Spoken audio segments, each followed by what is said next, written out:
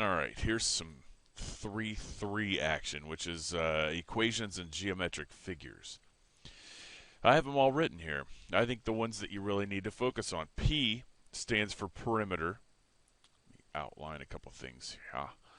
P stands for perimeter, and that's the distance around an object.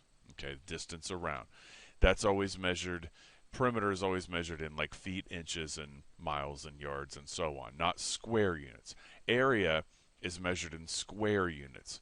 And the reason why, of course, is because if we, if this was, say, 3 and this was 2, and we gridded this off, okay, it would be 1, 2 units this way and 1, 2, 3 units this way. This would have 6 total units in it, and these would be square units. Okay, so let's do a bunch of problems using these geometric formulas. All right, the first round of problems will look like this. 3 little simple ones. We start with the formula, we plug things in, and do it. So we're going to say find, first, I'll tell you what, on this problem right here, we'll do 2 different things. We'll find the perimeter, and then we'll find the area. So for the perimeter, what I like to do is just label everything. So if this is 8, you know that this is 8. Okay, and you also know that this is 5. And there is a perimeter formula right here. So it's 2 times the length plus 2 times the width. 2 times the length plus 2 times the width. But think about it. It's just 2 times 8, which is 8 plus 8, and 2 times 5, which is 5 plus 5. So you just basically add all these up if you're finding the perimeter. So that would be, let's see, 8 plus 5 is 13, plus another 13 would be 26 feet. Now, for the area problem, we need to start with the formula here. So that's length times width. So we could say that this is the length and this is the width. So it's just nothing more than A equals, and the length would be 8 feet times 5 feet, which would equal 40 square feet. And that's how you would write that. It equals 40 square feet. Now, a lot of times people say, oh, that means I got to multiply 40 by 40. No, square feet would just be like the floor tiles you see on the floor right there in front of you. This is a unit, 40 square feet. Just like this would be, right here would be 3, 4, 5, 6. That would be 6 square feet, 3 times 2. Okay, our next shape is called a parallelogram. Parallelogram is kind of like a bent over rectangle. And of course, its height is measured from the ground up, just like you wouldn't measure your height leaning against the wall. So its formula is the same thing. It's length times width, or base times height. Most times it's written base times height. So that would just be written, this is usually referred to as the base, or it would be down here too, which is the same as 5. So it would be 5 inches times 12 inches, which is 60 inches squared. Because if you take inches times inches, that's the same thing as taking, say, x times x. Well, x times x is x squared. Inches times inches is square inches. Okay?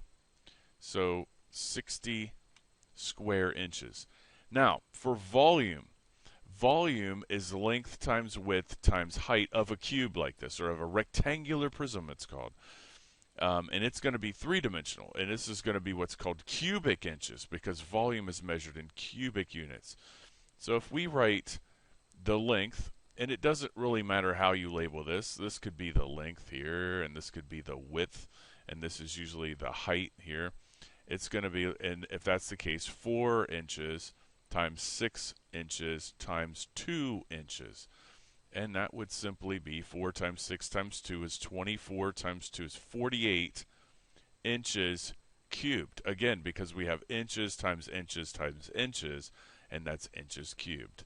Just like back in the day when you said x cubed equals x times x times x. I'm sure you remember doing that.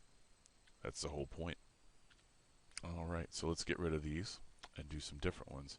These are more algebra intensive, but very doable just the same. Let me try to convince you. All right, so here I'm given a rectangle, and I don't know what let's call this the width here, and this will be the height, or the length rather. Let me get rid of that and put length so it doesn't confuse anyone. And we don't know what the length is, but we do know that the area is 56 square yards, and that's a critical piece of information because the area is length times width. So if we plug in what we do know, I know the area is 56, so that would be 56. The length I don't know, so I'm going to read or leave that as L times W, which is 7. Now we could rewrite this as 56 equals 7L. And that should look very familiar because when we do this, we divide both sides by that coefficient and L would equal 8. Now, I ask you, 8 what? Well, it would be 8 yards. 8 yards because this would be a distance from here to here, which would be 8 yards. The area is in square units.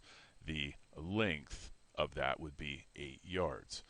Let's try the same concept with a volume problem. Back to our box here, our rectangular prism. I know that the volume is 300 cubic centimeters, or cc's as the nurses call it, and I know that the height is 6, the length is unknown, and the width is 10. So if I plug stuff in here, V equals L times W times H. Let's put in what we know. We know the volume is 300. I'm leaving the units off just for space here. The length we don't know, so I'll put L. The width is 10, right here, 10. And the height, that's a capital H right there. I put a little h, but you get the idea, is 6. Now let's simplify. So 300 would equal L times 60, which we can write 300 equals 60L. And there's this concept here. We divide by 60, and L would equal 5. And the way you would check this is to plug in a 5 here. 5 centimeters, by the way. That's 5 centimeters. That is a distance.